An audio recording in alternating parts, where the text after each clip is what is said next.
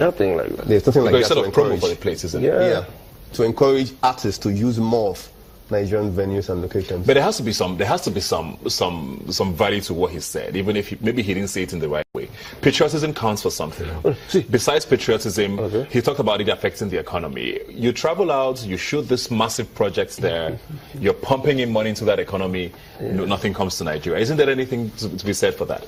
Yeah, that's what I was saying. It's a minority. It's a minority. It's a minority. Okay, now, you're talking about, you go outside, you pump in a lot of money, you bring it back to Nigeria. Now, you're bringing it, I've told you one of the major reasons why they go outside to shoot it there. Yeah. Minister, fix that one, fix it, they will bring it here to shoot. Now, you bring it here to shoot. Do they still not show it on Nigerian TVs?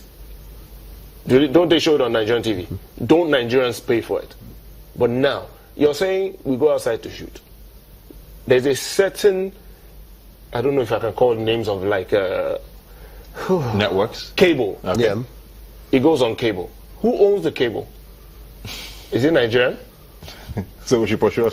Thank you. That's what I'm saying. So, Minister, where you're starting from is the wrongest part. Which is actually the argument that people have made. Yes. These are private companies who should make decisions on how on they their want to own. make profit, right? I understand where he's coming from. Yes, we shouldn't shoot too many, but then we aren't even shooting too many. So you think it's just a thing of pride, abroad. you think? With him? With the entire conversation, you think it's just a thing of pride? Why Nigeria should be Nigeria? No, I think some people confused him.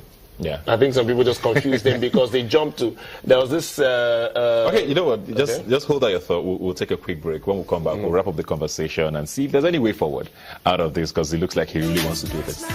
We'll see you guys in a minute.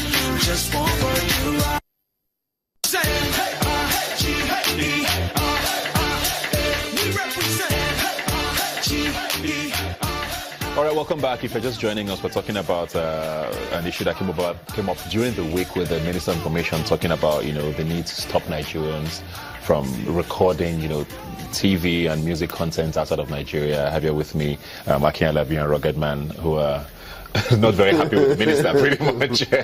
Like I said before the break, I was like, okay, it looks like it's mostly a thing of pride. And is there a way out of this now? Because the minister seems intent on pursuing this. He says he's going to try and work on the Nigerian Broadcast Code to try and fix things and make it against the law to do this. Is there something that can be done now to stop that? Part of what we're doing right now is part of it. We need to inform the Minister of Information that he needs to protect Nigerian content.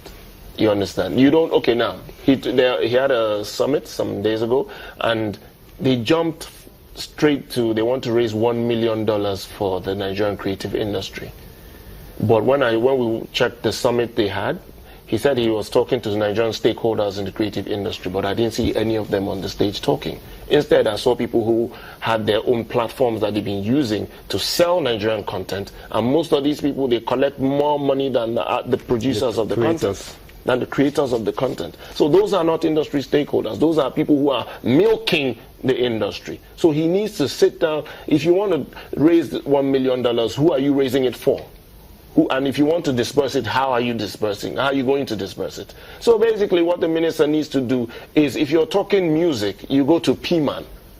If you're talking movies, you go to the Actors Guild of Nigeria. They have their members. They have their data.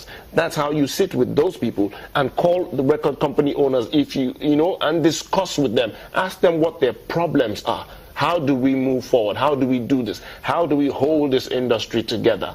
Because they seem to be jumping to the money part of it, but not the work part of it. You're a music video producer. If this thing becomes law, for example, does it do good?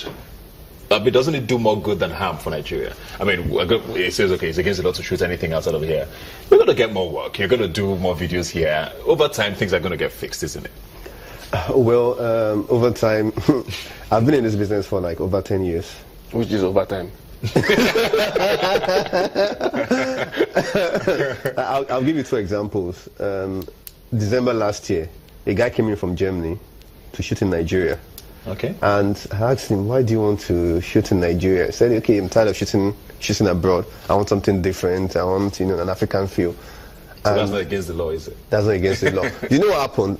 Now, he now asked me, okay, I want a model that, we're going to shoot with. Can you show me pictures of models? I put out pictures.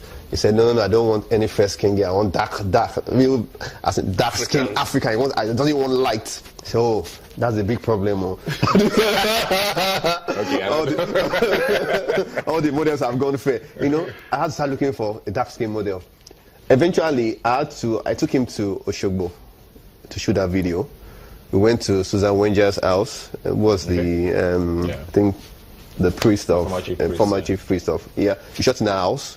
We went to Oshu Grove to shoot, and the guy was amazed. Now, when he went back with the video to Germany, he told me that most of his friends that saw the video were saying, so these kind of places are in Nigeria, and they would like to come to Nigeria to come and shoot. So imagine if that was against the law in Germany, they would never see it. Right? Well, I think that's a good way to say it. Good way to say it. Really? To know that. Yes. I mean, he needs to. The world is a global village now, pretty much, and shutting yourself out of the globe makes no sense. Well, thank you very much, Ruggedman. Thank you very much, Akio. You're welcome. The conversation is ongoing, like you said. Mm-hmm. We're going to keep trying to make sure that people understand how this works, and that you don't legislate on people's their pockets, pretty much, and how they want to spend their money and how they want to live their lives. Thanks for being here today. Thank you. But like I always say, you can follow the conversation on Twitter at YNigerTV is the handle. The hashtag to follow is Drop in Mind. You can also visit the website YNigerTV. Remember, you've never seen them to talk like this before.